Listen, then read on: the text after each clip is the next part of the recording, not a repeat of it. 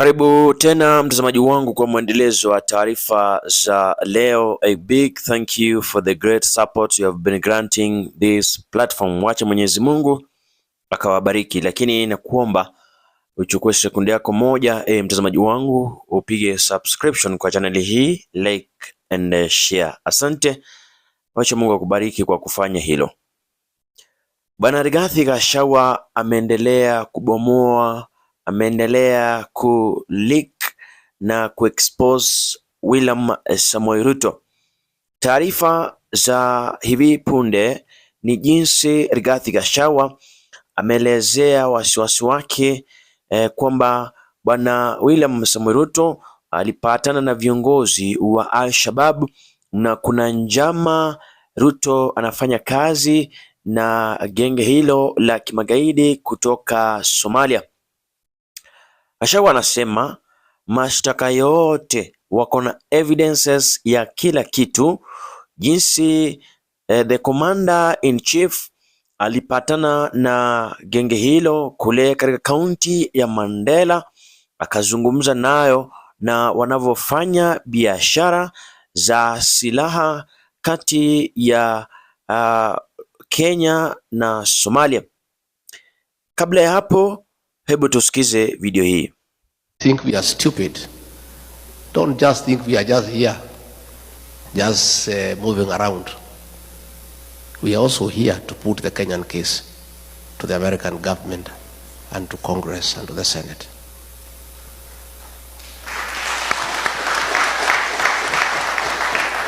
William Ruto, you need to know, the Americans want to know why you are working with Al-Shabaab.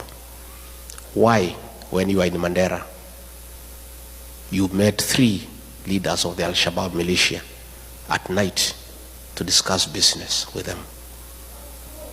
They want to know why. They also want to know why you have removed the requirement for vetting of non-Kenyans before they are given IDs. Because a lot is happening in Kenya. So yesterday, you remember that the 2 leading newspapers, that is the Standard and the Daily Nation, reported that the US is investigating and is trying to assess the links that Kenya has with armed groups like RSF and China and Iran and also Russia. So yesterday, while at a round table business meeting in Nairobi, President William Ruto said that Kenya's links to China, or Kenya's relationship with China, is basically of economic interest. And he avoided talking about his links to RSF and armed groups. So this is what happened last evening. So last evening, the former impeached deputy president of the Republic of Kenya, that is Rigathi Gachagua, who was the former deputy of William Ruto, in a town hall meeting in Kansas, the United States of America, sensationally claimed that he has evidence that Ruto is working with not only RSF, but also Al-Shabaab in Somalia. So he went head on and said that Ruto, while on a visit to Mandera, while on a tour to Northeastern and specifically Mandera County, that William Ruto met 3 key Al-Shabaab leaders and they were discussing business. That's according to Rigathi Gachagua.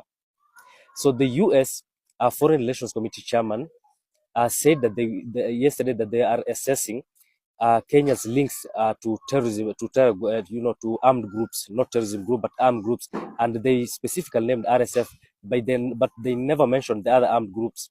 So Rigathi Gachagua, in a town hall meeting yesterday, sensationally claimed that Ruto is working with even Al-Shabaab and they're doing business with Al-Shabaab, and he even went ahead on and said that Ruto met 3 key Al-Shabaab leaders in the border town of Mandera in Kenya.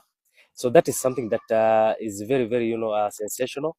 It's something that, I don't know how the William Ruto administration will respond to that, but a lot is happening concerning that.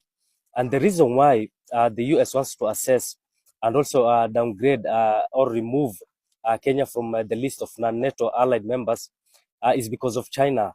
So Ruto went to China. He met, the Chinese leadership. They rolled the red carpet for him. It was a state visit. And it seems that Ruto, when he was asked, are you working with China? but he said, that is early this year, he said that Kenya is not looking east nor west. Kenya is looking forward, and Kenya will only do whatever that is in the best of interest of Kenya. So that is what is happening in Kenya. And yesterday, some police officers were injured, severely injured in a roadside bomb in Garissa, and Al-Shabaab claimed responsibility for that. So Al-Shabaab is also still operating within the border towns in Kenya. Not only yesterday, but the day before yesterday, that is on Tuesday morning, Al-Shabaab tried to carry out a massive attack in a military camp called Marereni, Lamu, but they were repelled. So Al-Shabaab fighters came in huge numbers, but the Kenya Defense Forces repelled them, and they fought back. And Kenya has a problem with Al-Shabaab fighters based in Boni Forest, and mostly about the bulk of those fighters are mostly Kenyans from the coastal northeastern province, and they joined Al-Shabaab at the peak of Al-Shabaab activities, or at the peak of Al-Shabaab formation. That is in 2008, 9, 10, 11, up upwards. So Kenya has been having this kind of problem, and these guys come in groups of 5, 4, or 3, and they bury bombs or explosives beside the road and target Kenyan military or police convoy. So yesterday, a dozen police officers were injured when their armored personnel carrier overran an IED. So that is what is happening in Kenya. And let me cross over to Somalia. So Ethiopia has named a new ambassador to Somalia, a very controversial figure, an individual who was, one time quoted as saying that he supports the secession of Somaliland from the rest of Somalia. So this is a very, very controversial individual, and it seems that Ethiopia wants to recognize Somaliland as an independent country if Somaliland gives them part of the, coastal strip that is basically part of the coastal town called Berbera, to establish a naval base.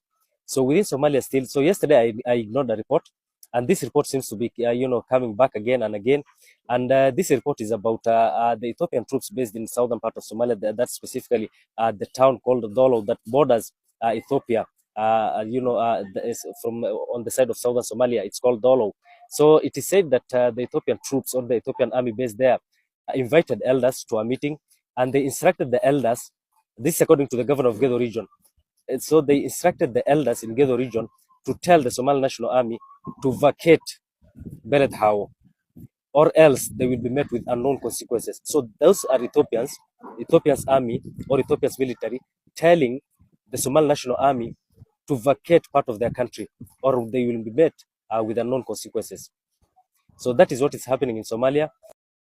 Mtazamaji wangu, hii ni ishara tosha, kwa sababu Bwana Rigathi Gachagua anasema lazima watamfikisha Ruto ICC kuwa William Samoei Ruto anapanga kuleta vurumai katika uchaguzi ujao wa mwaka 2027 kwa kusababisha ghasia humo nchini, kwa sababu sasa hivi wanaendelea kukusanya silaha na zinakuwa stored the northeastern parts. Haya najiri kipindi tu takriban wiki mbili zilizopita. Kuna jamaa fulani anayefahamika kama Nelson Amenya alisema kuna njama ya viongozi hawa, na wazungumzia Rachel Ruto, Faruku Kibet, tulikuwa na Oscar Sudi, baadhi tu ya viongozi kutoka vuguvugu lile la muungano wa Kenya Kwanza, eti wanaendelea kukusanya silaha, wanapanga njama ya kuleta rapture, election violence in 2027. Na leo Bwana Rigathi Gachagua amezungumza. Mnavyofahamu yupo nchini Uingereza kwa ziara yake miezi miwili inayoelekea kutamatika kwa minajili ya kutagusana na wenyeji wa diaspora ili apate afanye michango, vile azindue chama chake kule nchini Marekani. Lakini ametuarifu kuwa they are going to make sure Ruto ameshtakiwa kule nchini Uingereza na vile afikishwe katika mahakama kuu ya ICC ambapo atashtakiwa kutokana na shutuma za kutaka kuleta vita humu nchini.